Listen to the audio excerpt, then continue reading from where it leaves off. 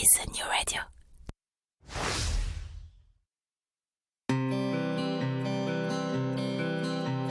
Cela fait partie des choses qu'on n'explique pas. Bien que n'y ayant le plus souvent jamais mis le moindre pied, le Québec nous attire. Et peut-être que c'est votre cas.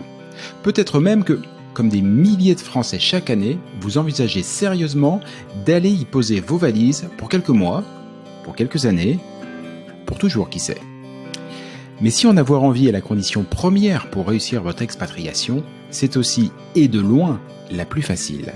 Quelles études, quel travail, quelle région, quelles écoles, quelle durée, quid de la santé, quid de ma retraite, quels seront vos droits, mais aussi quels seront vos devoirs.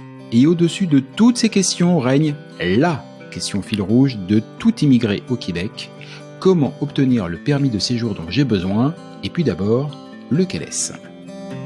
Au fur et à mesure de votre projet, d'innombrables questions, des doutes, mais aussi des grandes joies et de belles espérances vont vous submerger.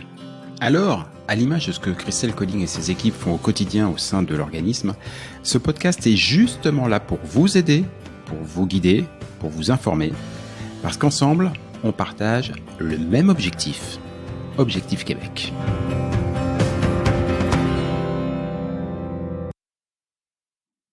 Salut Christelle. Allô Jean-Michel. Objectif Québec, le podcast, épisode 35. La nouvelle année vient de pointer le bout de son nez et traditionnellement, c'est la période des bonnes résolutions. Alors pour ce qui est du régime, de la reprise du sport ou d'arrêter de fumer, franchement, on vous laisse gérer. Mais au milieu de tous ces vœux, peut-être avez-vous aussi celui de vous lancer vraiment dans un projet d'expatriation au Québec. Alors la bonne nouvelle, c'est que là, pour le coup, on peut vous aider. Plutôt 2 fois qu'une même. Mais comme dit le dicton, il ne suffit pas de courir, encore faut-il partir à point. Christelle, quelle est donc la meilleure période pour lancer ces démarches? Bonne question. La bonne Merci. période. Je vous remercie de l'avoir posée. C'était une bonne soirée. À bientôt. À bientôt. Non, bonne question parce que faut déjà être. Je vais reprendre au début parce que ça me tient forcément à cœur. Oui. On peut lancer ces démarches, ça, je le dis toujours, en soi, techniquement, il n'y a rien de compliqué puisque une fois qu'on sait comment faire, on fait. Mais lancer ces démarches, il faut déjà être prêt, bien dans sa tête, dans sa famille. Donc, une bonne période, c'est pas parce que je vais indiquer la période que on peut se lancer si on s'est pas préparé à plein de choses à côté. Mais ça dépend aussi de la constitution de sa famille pour lancer une démarche d'immigration ou d'expatriation. Pourquoi? Parce qu'il faut prendre en considération que si on a une famille, par exemple, en tout cas, moi, je l'invite fortement à réfléchir d'arriver à une rentrée scolaire. Bah oui. Donc, parce que d'arriver, pour moi en tout cas, d'arriver au mois de juillet, avec toute sa petite famille, de prendre ses marques quand il fait beau temps, c'est chouette, ça permet de faire un tour de notre environnement, ça permet aux enfants de s'acclimater. Pendant qu'il fait beau, on profite. Généralement, c'est une période qu'on peut assimiler aux vacances. Et chacun va pouvoir prendre ses marques quand il fait beau. Et puis, ça se fait tranquillement pour une rentrée scolaire fin août pour les enfants. Peu importe après si on travaille, si on va faire une formation ou pas, mais moi je trouve ça assez confortable. Alors oui, c'est souvent la période où les billets d'avion sont les plus chers. Juillet, août, décembre, c'est pas mal là les plus chers, mais si j'avais en tout cas un conseil à donner, si vous avez des enfants, c'est pas mal là qu'il faut partir. Ça veut pas dire qu'il n'y a pas certaines personnes qui partent à d'autres moments dans l'année, souvent des fois au mois de janvier, mais pour les mêmes raisons, c'est un petit peu moins confortable pour les enfants. On se met à leur place de débuter au Québec une année scolaire alors que les autres ont déjà commencé. Ça peut se faire et puis quand ça doit se faire, ça se fait évidemment. Mais c'est un petit peu moins confortable si on a le choix en tout cas. Après, si on n'a pas d'enfants, eh bien alors là, il n'y a pas cette nécessité absolue de partir l'été. Et puis là, on peut évidemment partir à tout moment dans l'année. Mais c'est juste ça. C'est la famille, me dire attention, c'est bien d'arriver. Puis avant l'hiver, ça permet pas mal d'aller faire ses courses pour l'hiver, d'aller acheter les blousons qu'il faut tranquillement, d'arriver les 2 pieds dans la neige et puis se dire oups, là tout le monde a froid, faut qu'on court, Donc après c'est un rétro-planning. C'est une fois qu'on sait qu'on doit partir là, combien de temps il nous faut pour préparer le projet. que ça soit, là aussi je vais différencier, mais pour une famille, moi je trouve que c'est toujours bien 1 an et demi avant. D'accord. Okay. 1 an avant, c'est bien. Alors, il arrive que des fois, des personnes en 8-10 mois vont faire les choses. Moi, j'ai accompagné plein de familles aussi qui 7 mois avant vont commencer les choses, donc c'est tout à fait possible. Mais là, je parle de si on veut optimiser les choses et si on se dit combien de temps il nous faut, 1 an avant, c'est bien. Parce que ça nous permet de voir la stratégie qui va être employée. Est-ce que ça va être l'emploi? Est-ce que ça va être la reprise d'études, une reconversion? On ne sait pas. Je trouve que c'est bien pour se poser. Moi, j'ai plein de candidats à l'heure actuelle qui vont partir dans 1 an et demi. C'est bien, ça permet de poser les choses. S'il y a une maison à vendre, plus on a du temps, tu m'as déjà entendu le dire. Si on a quelque chose à faire, il vaut mieux attendre 6 mois de plus, 1 an de plus en France pour mettre de l'argent de côté, pour préparer ses papiers, préparer une vente de maison, que de partir trop vite et être un peu trop à l'arrache côté québécois où là forcément il faut s'adapter. Et puis si on a tout juste un peu d'argent ou si on n'a pas, ça peut coincer un petit. Donc faut toujours faire ce rétro-planning par rapport à l'été. Si vous partez l'été, il faut qu'on se voit avant l'été d'avant. Comme ça permet de partir sur cet été-là tranquille. Et puis si vous êtes tout seul ou à deux, il y a moins d'incidence. Et puis si vous êtes encore jeune, comme nous, mais jeune. Non, toi, t'es jeune. Non, mais jeune, c'est moins de 48 ans, Jean-Michel. D'accord. Ah. Ok. L'année prochaine, ça sera moins de 49 ans. Non, mais tu vas voir, ça va. Donc, non, mais si vous êtes vraiment très jeune, vous êtes célibataire ou à deux, que vous avez moins de 25, 27 ans, il n'y a pas d'époque pour partir parce que on a tous eu cet âge-là et puis on part avec notre sac à dos quand on nous appelle. Donc, voilà, c'est le conseil que je donnerais en tout cas aux familles de rentrer sur des rentrées scolaires. Ça me semble important pour que tout le monde soit bien, tranquille. Claire. On voit bien qu'ici en France, de nombreuses démarches administratives sont fortement ralenties depuis le Covid. Est-ce que c'est aussi le cas au Québec? Est-ce que cela impacte la planification, le rétro-planning dont tu parlais? Il y a plein de choses, oui. C'est vrai qu'il faut savoir que, par exemple, quand on part sur un projet d'études, on sait que l'immigration, alors là, ce que je dis, c'est aujourd'hui, ça a rien à, si ça se trouve dans 2 mois, ça sera plus le cas, mais on est sur 3 à 4 mois juste de paperasse d'immigration. Mais après, avant, il y a une demande d'admission. Donc c'est pour ça qu'on parle toujours de planning, parce qu'il y a quand même des délais qu'il faut prendre en considération. Si on part sur un emploi, alors là, faut prendre le delta de j'envoie des CV, à quel moment je vais être recruté et est-ce que je vais être recruté? Alors ça, c'est le grand point d'interrogation, la zone grise absolue, c'est-à-dire que à part une infirmière où elle c'est sûr d'envoyer son CV et puis qu'elle va forcément avoir un emploi sur le champ, c'est vrai qu'il y a pas mal, si on envoie des CV, la zone grise, elle est là. Est-ce que je vais avoir des réponses? Et si oui, quand? Est-ce que ça va être dans 2 mois, dans 6 mois? Donc ça, cette période-là, on peut pas la quantifier. C'est pour ça que moi, j'aime bien donner de la stratégie quand les personnes ne savent pas comment partir, comment le projet le mettre en place.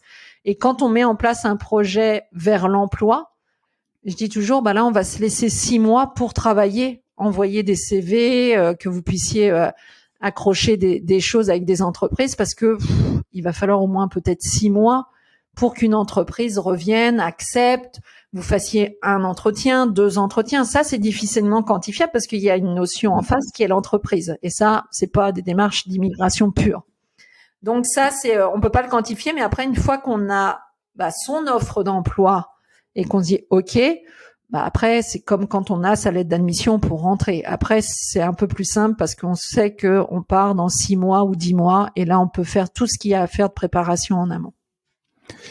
Je te demandais quelle était la meilleure période pour lancer son projet. Tu m'as plutôt répondu quelle était le délai nécessaire. À l'inverse, justement, y a-t-il une période à éviter ou y a-t-il un délai, j'allais dire, qui est juste pas possible? Je m'explique. Imaginons, profil simple, j'ai pas d'enfant. Allez, encore plus simple, je suis célibataire, j'ai pas d'enfant, je suis prêt à travailler fort. Je sais pas, je peux partir dans 3 mois? Oui, mais c'est toujours difficile de répondre à cette question-là comme ça, parce que quand je parle de stratégie, c'est ça, c'est-à-dire c'est quoi ton métier? Est-ce que tu as un emploi en demande? Est-ce que tu as moins de 35 ans? Si tu as un emploi très en demande, que tu as moins de 35 ans, oui, il y a peut-être une grande chance que tu puisses partir en 3 mois. Parce qu'on va trouver une offre d'emploi et que les démarches d'immigration derrière sont très courtes. Et je dis bien si l'entreprise est très rapide et réactive, oui, les choses peuvent se faire très rapidement. Mais il y a beaucoup de il y a des composantes d'entreprise en face et que ça, je peux pas le dire avant, puis je peux pas dire la stratégie avant de connaître la personne. Donc oui, on peut partir en 3 mois, ça arrive bien sûr, mais il faut que tout soit réuni pour que ça arrive. L'âge, l'immigration, le profil, l'entreprise en face, l'emploi, tout. Ouais, ça fait quand même pas mal de conditions à remplir. C'est pour ça que ton accompagnement, l'accompagnement qu'Objectif Québec propose, quoi qu'il arrive, ça restera toujours quelque chose d'hyper personnalisé parce que c'est une famille, un cas de figure, quoi. Mais oui, parce que tu vois, j'avais des rendez-vous aujourd'hui forcément avec des candidats et puis il y en a qui sont sur des emplois potentiellement entre guillemets recrutables qui pourraient se faire mais des fois ils ont plus de 35 ans. Donc est-ce qu'ils vont trouver une entreprise qui va recruter ou pas, mais ils ont quand même envie de tenter cette chance-là. Donc la stratégie qu'on trouve des fois, c'est de dire bon OK, tu vas faire tes démarches de recherche d'emploi. Mais en parallèle, on va inscrire ton conjoint sur une formation parce que vous avez très envie de partir dans 10 mois et qu'il faut pas qu'on loupe encore pour reprendre une année. C'est pour ça que la stratégie, elle est vraiment propre à chacun. D'un regard extérieur, on pourrait se dire, tiens, tout le monde va en emploi ou tout le monde va faire une reconversion. Mais derrière, il y a vraiment beaucoup de détails, beaucoup de travail sur cette stratégie-là. C'est pas si évident que ça de trouver le bon chemin pour pas faire machine arrière ou pas se dire ah mince, j'ai perdu une année. Si j'avais su, j'aurais fait autrement ou j'aurais travaillé 2 projets en parallèle. Parce que je m'aperçois, on pourrait en parler, mais les gens et c'est bien normal, n'ont pas ce recul avant de savoir si ça va marcher ou pas. Et puis ils font des choses, mais ils ont jamais la certitude. Est-ce que ce que je fais, c'est bien? Ou pas. Donc faire des choses, remplir des papiers, oui, envoyer des CV, oui. Mais c'est quoi la réalité de la chose? Et est-ce que quand j'ai envoyé ma demande, est-ce que c'est pertinent ou est-ce qu'il y avait autre chose à faire? Et c'est ça, quand on n'est pas accompagné, c'est difficile, quoi. Ma dernière question, je l'avais pas prévue, mais pour le coup, celle-là, je sais que tu vas pouvoir y répondre, puisqu'on parlait de délai. Quelqu'un vient d'écouter ce podcast. Je pense que là, au bout de 11 minutes d'enregistrement, je pense qu'il est à peu près convaincu que son cas est particulier et qu'il a besoin d'être accompagné. Sinon, je l'invite à réécouter depuis le début. Entre le moment où il va te contacter, j'imagine qu'il va envoyer un courriel ou passer un coup de fil, enfin je sais pas, il va essayer de te contacter. Il va se passer combien de temps entre le moment où tu vas pouvoir et tes équipes vont pouvoir commencer à travailler sur la stratégie avec la personne? Parce que tu en as des demandes. Hein. Oui, les personnes nous contactent par mail à chaque fois. On fait donc je vais te dire entre le moment où je vais les rencontrer la première fois en visio, entre le moment où ils ont écrit où je vais les rencontrer, il se passera jamais plus de 3 semaines déjà la première fois, et après on va enchaîner très vite avec un rendez-vous perso après cette visio-là. Et ça veut dire qu'à la rencontre personnelle que j'ai avec ces personnes-là, on va parler de stratégie personnelle sur leur projet. Donc, en un mois de temps, voilà, on est dans le cœur des choses et on a la stratégie pour la suite, quoi. C'est quand même hyper rapide et hyper réactif. Christelle, je pense qu'on a fait le tour. Je vais plus te poser de questions de délai, je sens que ça t'agace. Ah non, ça m'agace pas. Non, mais je trouve ça intéressant, mais c'est important en plus la question parce que on a aussi des personnes des fois qui veulent partir puis qui disent Christelle, là on est au mois de décembre, moi je veux partir en 2024. Bah oui, quand? Au mois de mars. Non, bah oui, mais quand on étudie le profil, non, c'est pas possible. Et ouais. J'ai encore plein de choses à dire, mais c'est aussi la préparation, tu vois, tu disais, est-ce qu'on peut partir en 3 mois? Oui, vous pouvez partir en 3 mois. Mais est-ce qu'on s'est préparé en 3 mois suffisamment? Non, on se prépare pas en 3 mois et effectivement, pour l'avoir fait moi aussi de mon côté, c'est une question qu'on me pose très souvent avec mes amis ou les gens que je rencontre avec qui je parle du Québec. Ils disent, ah, mais vous avez pris combien de temps pour vous préparer? Et comme dans dirait un fameux sketch, et un certain temps la réponse. Voilà. Parce que j'hésite toujours à leur donner le temps que nous, ça nous a pris. C'est tellement particulier. C'est ça. On comprend tout de suite qu'ils sont pas le même schéma, tu le disais tout à l'heure, pas le même environnement familial, pas le même environnement professionnel, pas les mêmes attentes, pas les mêmes projets, pas la même démarche, pas le même budget. En fait, tout est différent. Puis accessoirement, c'est pas non plus au même moment. Les choses, elles bougent beaucoup au Québec, en France, dans le monde aussi. C'est un projet personnalisé et c'est bien normal parce que c'est quand même un sacré projet de vie pour une belle vie. Et puis je te le disais tout à l'heure quand tu m'as posé la première question, je t'ai dit oui, on peut regarder ça. C'est quoi le meilleur moment pour partir, mais est-ce qu'on est prêt? Tu vois, parce que c'est lors des premiers rendez-vous qu'on s'aperçoit peut-être que les personnes ne connaissent pas du tout le Québec, c'est correct, mais on démarre un certain seuil. Il y en a qui ont déjà travaillé très fort, qui ont été au Québec 5 fois, 8 fois, qui connaissent, qui savent un peu plus de choses et tout. On démarre pas la même chose. Des fois, j'ai des couples qui disent oui, c'est moi le porteur du projet, mais ma femme ou mon mari, il tire un peu la patte. On sait là qu'il va falloir attendre pour que le conjoint soit bien aussi dans le projet. Et c'est pas qu'une démarche administrative ou d'immigration. Tu vois, en tout cas, nous, ce qu'on s'attache à faire, moi, ce qui me tient à cœur, c'est m'assurer que toute la famille est bien dans le projet. Qu'il y en a pas qui sont en train de dire non, moi c'est mon mari qui a l'idée mais moi j'ai pas envie. Là ça va prendre du temps. Donc j'essaie de sauver des couples. Non, c'est vrai, on rigole de ça, mais c'est la vérité. Un projet aussi important que ça, c'est un gros projet, on doit y travailler beaucoup, mais si les deux ne sont pas prêts bien, alors des fois il y en a toujours un qui est plus porteur que l'autre, mais s'il y en a un vraiment qui est à la traîne, il vaut mieux attendre une année de plus en France parce que ça peut mettre en péril le couple. C'est important, cette notion-là. Donc, oui, c'est indiscutablement, je connais un cas assez similaire comme ça il y en a plein. Où tout était, il y avait quasiment plus qu'à boucler les valises. Et puis là, finalement, ça a été, mais en fait, j'ai pas vraiment envie. Et là, ça devient un gros problème de couple. C'est bien de faire les choses bien et de prendre le temps de faire les choses bien.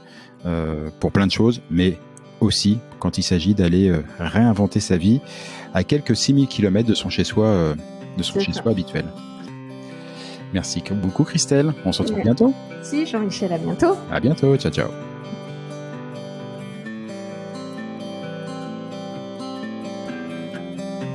Objectif Québec, le podcast, c'est fini pour aujourd'hui. Si vous y avez appris des choses, si vous avez toujours envie d'immigrer au Québec, et si vous êtes vraiment motivé, je ne saurais trop vous conseiller de prendre contact avec Objectif Québec. Avec leurs événements, leurs documents, leurs partenaires et tous les différents programmes d'accompagnement à la carte, Christelle et ses équipes vous faciliteront grandement la vie et vous proposeront tous les outils pour réussir votre rêve de vivre au Québec. Rendez-vous pour cela sur le site de objectifquebec.ca, objectif au singulier, Québec, tout ça en un seul mot.ca.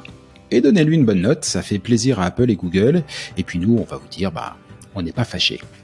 Rendez-vous sur un prochain épisode, et d'ici là, comme on dit au Québec, à tantôt!